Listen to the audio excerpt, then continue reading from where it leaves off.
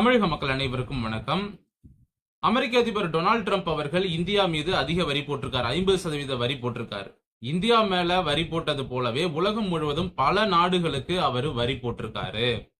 அப்படி எந்தெந்த நாடுகளை குறிவைத்து ட்ரம்ப் அவர்கள் வரி போட்டிருக்காரு, இந்த நாடுகளை மட்டும் அவர் டார்கெட் செய்ய வேண்டிய அவசியம் என்ன? குறிப்பிட்டு சில நாடுகளை மட்டும் குறிவைத்து அந்த நாடுகள் மீது அவர் அதிக வரி போடுவதற்கான சில முக்கியமான காரணம் வெளியாகி இருக்கிறது. அதே போல அமெரிக்காவுல இதனால என்ன தாக்கம் ஏற்படும், இதனால அமெரிக்காவுல ஏற்படக்கூடிய பிரச்சனை என்ன அப்படிங்கறதையும் இந்த பதிவுல நாம பார்க்க போகிறோம். இப்போ டொனால்டு ட்ரம்ப் அவர்கள் வரி விதிச்சதால இந்தியாவுல என்னென்ன பாதிப்பு ஏற்படும் அப்படிங்கறத நம்ம ஏற்கனவே பார்த்துட்டோம். அதை எப்படி சரி செய்யணுங்கிறதையும் பார்த்துட்டோம். இந்த தடவை இந்த வீடியோவில் அமெரிக்காவுல என்னென்ன பாதிப்பு வரப்போகிறது, அதே போல குறிப்பிட்ட சில நாடுகளுக்கு மட்டும், அதுவும் ஆசிய கண்டத்தில் இருக்கக்கூடிய குறிப்பிட்ட சில நாடுகளுக்கு மட்டும், வியட்நாம், அதே போல ஸ்ரீலங்கா, இந்த மாதிரி பல நாடுகளுக்கு, இந்தோனேசியா, பிலிப்பைன்ஸ் உட்பட்ட பல நாடுகளுக்கு அதிக வரிகளை இவர் ஏன் போட்டிருக்காரு, அதற்கான இன்னொரு பின்னணி காரணத்தையும் இந்த பதிவுல தெளிவா பார்க்க போகிறோம். முதல்ல ட்ரம்ப் அவர்களினுடைய இந்த வரி விதிப்புல பாத்தீங்கன்னா, உலகம் முழுவதும் இருக்கக்கூடிய குறைவான செலவில் பொருட்களை உற்பத்தி செய்யக்கூடிய நாடுகள், அந்த நாடுகளை தான் ட்ரம்ப் அவர்கள் டார்கெட் பண்ணிருக்கிறாரு. கொஞ்சம் புதுசா இருக்குல்ல? ஆமா, புதுசா தான் இருக்கும். அதாவது என்ன அப்படின்னா, என்ன சொல்ல வரேன்னா, இப்ப அமெரிக்காவுல ஒரு பொருளை உற்பத்தி பண்ணணும் அப்படின்னா அதற்கு 10,000 ரூபாய் செலவாகுதுன்னு வச்சுக்கோங்க. அதே பொருளை இந்தியாவுல உற்பத்தி பண்ணணும் அப்படின்னா 5,000 ரூபாய் செலவாகும். அதே பொருளை சைனாவுல உற்பத்தி பண்ணணும்னா 4,000 உற்பத்தி பண்ணிடலாம். இப்படி ஆசிய நாடுகள், ஆசிய கண்டத்தில் இருக்கக்கூடிய நாடுகள்ல பாத்தீங்கன்னா பொருட்களை குறைவான செலவில் உற்பத்தி செய்ய முடியும். ஏன் அப்படின்னா, அமெரிக்காவுல ஒரு பொருளை உற்பத்தி பண்ணணும் அப்படின்னா அங்க தொழிற்சாலை ஆரம்பிக்கிறதுல இருந்து லேபருக்கு சம்பளம் கொடுக்கற வரைக்கும் செலவு அதிகமாகும். ஆனா இந்தியா, சைனா, வியட்நாம், அப்புறம் இந்த பிலிப்பைன்ஸ், இந்த மாதிரியான ஆசிய கண்டத்தில் இருக்கக்கூடிய அதிக மக்கள் தொகை இருக்கக்கூடிய நாடுகள்ல ஒரு தொழிற்சாலை அமைச்சு அங்க ஒரு பொருளை உற்பத்தி பண்ணும்போது அந்த தொழில் நிறுவனத்திற்கு செலவு அப்படிங்கிறது குறையும். இப்ப இந்தியாவுல மாச சம்பளமே 10,000 கொடுத்தா போதும். ஆனா அமெரிக்காவுல ஒரு நாள் சம்பளமே 10,000 கொடுக்கணும் ஒரு லேபருக்கு. படிக்காத லேபர், ஒரு வாட்ச்மேனு, செக்யூரிட்டி, இந்த மாதிரி இருக்காங்க இல்லையா, படிக்காத லேபருக்கே ஒரு நாள் சம்பளம் 10,000 கொடுக்க வேண்டியது இருக்கும். சோ அதனால பல தொழில் நிறுவனங்கள் அமெரிக்காவில் இருந்து ஆசிய நாடுகளில் தொழிற்சாலைகளை அமைத்து பொருட்களை உற்பத்தி பண்றாங்க. இதை தடுக்க முடியல ட்ரம்ப் அவர்களால. இதற்கு அவர் ஒரு முடிவு எடுக்கிறார். என்ன அப்படின்னா, எந்தெந்த நாடுகள்லாம் குறைவான செலவுல பொருட்களை உற்பத்தி பண்ணி கொடுக்கறாங்களோ அந்த நாடுகளுக்கெல்லாம் அதிக வரியை நாம போடுவோம். அப்போ இந்த தொழிற்சாலைகள், அமெரிக்காவில் இருக்கக்கூடிய தொழில் நிறுவனங்கள் ஆசிய நாடுகள்ல தொழிற்சாலை அமைப்பதன் மூலமாக அமெரிக்காவுக்கு ஏற்படக்கூடிய அந்த நஷ்டத்தை இந்த நாடுகளுக்கு, ஆசிய நாடுகளுக்கு வரி போடுவதன் மூலமாக ஈடு செய்ய முடியும் என்பதை டொனால்டு ட்ரம்ப் அவர்கள் நினைக்கிறாரு. ஏன்னா அவர் ஒரு பிசினஸ்மேன்.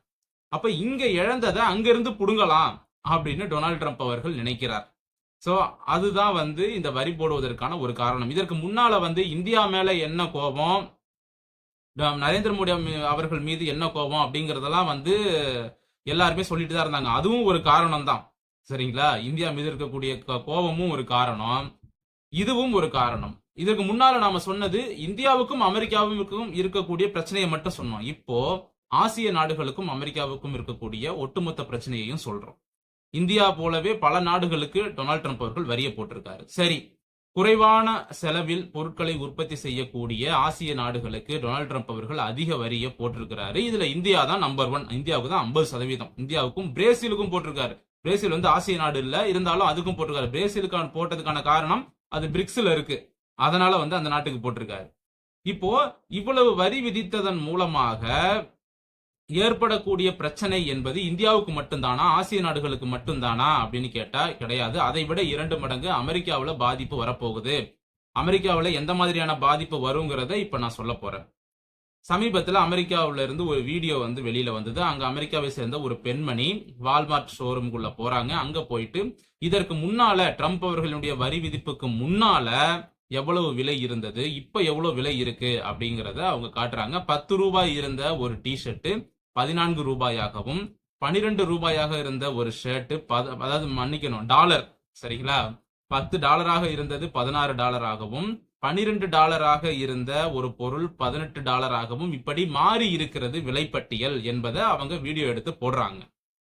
இப்போ அமெரிக்காவை சேர்ந்த மக்கள் அதிக விலை கொடுத்து வாங்க வேண்டிய ஒரு சூழ்நிலை இருக்கு. இந்தியாவிலிருந்து வரக்கூடிய பொருட்களுக்கு இந்த வால்மார்ட், அமேசான் போன்ற அமெரிக்க நிறுவனங்கள்லாம் தடை விதிச்சிட்டாங்களே, நாங்க வாங்க மாட்டோம்னு சொல்லிட்டாங்களே.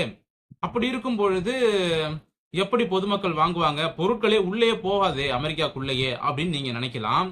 எல்லா பொருட்களையும் தடை செய்ய முடியாது அமெரிக்காவால. ஏன்னா இந்தியாவிலிருந்து செல்லக்கூடிய அனைத்து பொருட்களையும் தடை விதிச்சிட்டாங்கன்னா அங்க ஒண்ணும் இல்லாம போயிடும். இந்தியாவிலிருந்து அதிகமாக அமெரிக்காவிற்கு தேவையான அத்தியாவசிய பொருட்களா நிறைய பொருட்கள் போகுது. அரிசி, கோதுமை, மளிகை சாமான் இதெல்லாம் போகுது. இதையெல்லாம் அவங்களால தடுக்கவே முடியாது.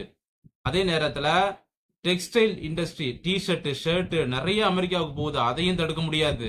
அமெரிக்காவில் இருக்கக்கூடிய ஆட்டோமொபைல் கம்பெனிஸ் இருக்கு இல்லையா, பைக்கு, கார் தயாரிக்கக்கூடிய நிறுவனங்கள், அந்த நிறுவனத்திற்கு தேவையான பல முக்கியமான ஸ்பேர் பார்ட்ஸ் இந்தியாவிலிருந்து போகுது, செமிகண்டக்டர் உட்பட.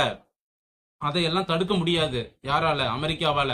தடுத்துட்டாங்க அப்படின்னா அங்க தொழில் பாதிக்கும். அரிசி, மளிகை சாமான நிப்பாட்டிட்டாங்கன்னா அங்க இருக்கக்கூடிய மக்கள் எங்க போய் அரிசி வாங்குவாங்க? திடீர்னு எந்த நாட்டுல இருந்து இவரு டன் கணக்குல இறக்குவாரு ட்ரம்ப்? உடனே முடியுமா? அங்க மிகப்பெரிய அளவில் பிரச்சனையே வெடிக்கும். மக்கள் தெருவுல இறங்கி போராடக்கூடிய ஒரு சூழ்நிலை வந்துரும். சரிங்களா? எடுத்த உடனே ஒரு நாட்டோட அக்ரிமெண்ட்டை உடனே முறிச்சிட்டு இன்னொரு நாட்டோட புது அக்ரிமெண்ட்டை உடனே போட முடியாது. அதற்கு சில காலம் பிடிக்கும். அதற்குள்ள அமெரிக்காவில் பெரிய போராட்டமே வந்துடும். அதனாலதான் சொல்றோம், ஃபியூச்சர்ல இப்ப இன்னும் ஒரு சில மாதங்களில் அமெரிக்காவில் மக்கள் தெருவுல இறங்கி போராட வேண்டிய ஒரு நிலை வரும். இதை நான் சொல்லல, அமெரிக்க ஊடகங்கள் சொல்றாங்க. சரிங்களா? இப்ப இந்தியாவிலிருந்து செல்லக்கூடிய பல முக்கியமான மருந்து பொருட்களும் இருக்குங்க, மெடிசன்ஸ். அதையும் சொல்லி ஆகணும். சோ மருந்து உற்பத்தியும் பாத்தீங்கன்னா இந்தியாவில் பண்ணும் பொழுது விலை குறைவு. அதனாலதான் நான் சொல்றேன். சோ இந்தியாவில் இருக்கக்கூடிய பல நிறுவனங்கள் அமெரிக்காவை சேர்ந்த நிறுவனங்கள் தான், அதுல மாற்று கருத்து இல்ல. ஆனா உற்பத்தி இந்தியாவில் நடக்குது. அப்ப இந்தியாவில இருந்து தான் போகணும். அப்போ இந்தியாவில இருந்து நம்ம நாட்டு நிறுவனங்கள், நம்ம நாட்டு மருந்து நிறுவனங்களும் இருக்கு, வெளிநாடுகளை சேர்ந்த மருந்து நிறுவனங்களும் இந்தியாவில் இருக்கு. அப்ப இந்தியாவில இருந்து சில முக்கியமான மருந்துகளும் அமெரிக்காவிற்கு போக வேண்டியதா இருக்கு. சரிங்களா? நம்ம நாட்டில் இருக்கக்கூடிய ஆட்டோமொபைல் இண்டஸ்ட்ரிக்கு தேவையான ஸ்பேர் பார்ட்ஸும் போக வேண்டியது இருக்கு. இப்படி பல அத்தியாவசிய பொருட்கள் போறதுனால அதை அமெரிக்காவில் தடுத்து நிறுத்த முடியாது. அதை அமெரிக்கர்கள் கண்டிப்பா வாங்கித்தான் ஆகணும். அமெரிக்காவில் வாங்கக்கூடிய பையர்ஸ் வாங்கித்தான் ஆகணும். அப்படி வாங்கும் பொழுது அவர்கள் 50% அதிகமாக பணம் கொடுத்து வாங்க வேண்டிய ஒரு சூழ்நிலை வரும். இதனால அங்க பொருட்களினுடைய விலையேற்றம் ஏற்படும், மக்களுக்கும் செலவு அதிகமாகும். ட்ரம்ப் அவர்கள் என்ன சொல்றாரு? இந்த நாடுகளுக்கெல்லாம் அதிக வரி போடுறதன் மூலமாக அதிக பணத்தை நாம சம்பாதிக்க போறோம் அப்படின்றாரு. அந்த பணத்தை எப்படி சம்பாதிப்பீங்க? அதிக வரி போட்டு அந்த பொருள் அமெரிக்காக்குள்ள நுழைஞ்சி அந்த பொருளை அமெரிக்க மக்கள் வாங்கினதுக்கு அப்புறம் தான் உங்களுக்கு லாபமே கிடைக்கும்.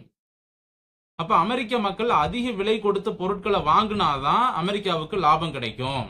அப்ப 100 ரூபா பொருளை 150 ரூபா கொடுத்து அமெரிக்காக்காரன் வாங்கினாதான் அமெரிக்க அரசாங்கத்துக்கு அந்த வரி மூலமாக வரக்கூடிய வருவாய் என்பது கிடைக்கும் என்றால், அப்ப வரி சுமையை யார் மேல போடுறாங்க? மக்கள் மேலதான் போடுறாங்க. அமெரிக்க சிட்டிசன் மேல போடுறாங்க. அமெரிக்காவில் போய் நம்ம இந்தியாக்காரன் நிறைய பேர் சிட்டிசன்ஷிப் வாங்கி வச்சுக்கிட்டு நான் யூஎஸ் சிட்டிசன் இங்க பில்டப் கொடுத்துட்டு இருந்தாங்கல்ல, இப்ப அத்தனை பேரும் நம்ம நாட்டு அரிசி, நம்ம நாட்டு மளிகை பொருள், நம்ம நாட்டு ஊறுகாய் முத கொண்டு எப்படி வாங்குவீங்க? ஒரு ஊறுகாய் 100 ரூபான்னா 150 ரூபா கொடுத்து வாங்குங்க ஊறுகாய் பாக்கெட்டை.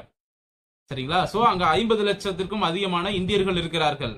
அவங்களும் இந்தியாவிலிருந்து வரக்கூடிய பொருட்கள், மளிகை பொருட்கள், அரிசி, இந்த மாதிரி பொருட்களை வாங்கி சாப்பிடுறாங்க. நம்ம ஊர் பொருட்களை வாங்கி சாப்பிட்டாதான் அவனால அங்க நிம்மதியா வாழ முடியும். அந்த ஊர் பீஸா பர்கரையே 3 வேளையும் அவனால சாப்பிட முடியாது. யாரு? நம்மளால சாப்பிட முடியாது. அப்ப 50 லட்சத்திற்கும் அதிகமான இந்தியர்கள் வாழக்கூடிய அமெரிக்காவுல இந்த பொருட்கள் எல்லாம் தடை பண்ணிட முடியுமா? அதுல எத்தனை லட்சம் பேர் சிட்டிசன்ஷிப் வாங்கி வச்சிருக்கான்? குறைஞ்சது ஒரு 30 லட்சம் இந்தியர்களாவது அமெரிக்காவுல சிட்டிசன்ஷிப் வாங்கி வச்சிருப்பான், கிரீன் கார்டு வச்சிருப்பான். ஒரு 20 லட்சம் பேர் தற்காலிகமா வேலை செய்யறான்னு வச்சுப்போம். அப்ப இத்தனை லட்சம் மக்களும் அமெரிக்கா கவர்மெண்ட்டுக்கு டாக்ஸ் கட்டுறான். இந்தியன்ஸா இருந்தாலும் அவன் அமெரிக்க கவர்மெண்ட்டுக்கு டாக்ஸ் கட்டி தான் ஆகணும். சோ பல முக்கியமான பொருட்களை அமெரிக்கர்கள் அதிக விலை கொடுத்து வாங்குறதுனால அந்த மக்களுக்கு அதாவது அமெரிக்க அரசாங்கத்தின் மீது கோபம் ஏற்படும். டொனால்ட் ட்ரம்ப் அவர்கள் மீது கோபம் ஏற்படும். இதனால டொனால்ட் ட்ரம்ப் அவர்களினுடைய பதவிக்கும் ஆபத்து வரும், அவருடைய கட்சிக்கும் ஆபத்து வரும். டொனால்ட் ட்ரம்ப் அவர்களுக்கு அதிகமான எதிர்ப்புகள் வரும். அமெரிக்க மக்கள் தெருவுல இறங்கி போராடுறது அமெரிக்காவினுடைய பெயரை கெடுக்கும். ஏன்னா அமெரிக்கா உலகத்துக்கே ராஜா, இங்க எல்லாமே பர்ஃபெக்ட், 100% அமெரிக்கா பர்ஃபெக்ட், இங்க மக்கள் வந்து சந்தோஷமா வாழ்றாங்க, போராட்டமே இல்ல, வறுமை இல்ல அப்படின்னு உலகத்துக்கு அமெரிக்கா இவ்வளவு நாளா காட்டிட்டு இருந்தான். திடீர்னு விலை ஏறிடுச்சு, எங்களால பொருட்களை அதிகம் வாங்க முடியல அப்படின்னு மக்கள் தெருவுல இறங்கி போராடினாங்கன்னா, அப்ப அமெரிக்காவும் ஆசியாவில் இருக்கக்கூடிய ஒரு ஏழை நாடும் ஒன்னாயிடும். ஏன்னா இங்கேயும் போராட்டம் தான், அமெரிக்காவிலையும் போராட்டம் தான். அப்ப அமெரிக்கா வந்து வசதியான நாடு இல்ல அப்படிங்கிறது மக்களுக்கு தெரிஞ்சிடும். சரிங்களா? சோ இவ்வளவு நாட்களாக அமெரிக்காவை வந்து இவங்க ஒரு பில்டப் பண்ணி காட்டியிருக்காங்க மற்ற நாடுகளுக்கு. அந்த பில்டப் வந்து உடைஞ்சிரும். சரிங்களா? சோ இது வந்து அமெரிக்காவிற்கு மிகப்பெரிய ஒரு தலைவலி. யாரால? டொனால்ட் ட்ரம்ப் அவர்களால. இத்தனை ஆண்டுகளாக அமெரிக்காவை ஒரு பெரிய வல்லரசாக, ஒரு பெரிய ராஜாவாக கட்டமைத்து வைத்திருந்தார்கள் இதற்கு முன்னால இருந்த ஆட்சியாளர்கள். அந்த கட்டமைப்பை அப்படியே நொடி பொழுதில் உடைக்கிறார் ட்ரம்ப் அவர்கள். சோ இன்னும் அடுத்த 3 ஆண்டுகள் ட்ரம்ப் அவர்கள் இருப்பாரு. இந்த 4 வருஷம் ட்ரம்ப் அவர்கள் இருக்கிறதுக்குள்ள அமெரிக்காவை அவரே காலி பண்ணிடுவாருன்னு நினைக்கிறேன். இந்த பதிவு தொடர்ந்து முடிவடைகிறது. நன்றி, வணக்கம்.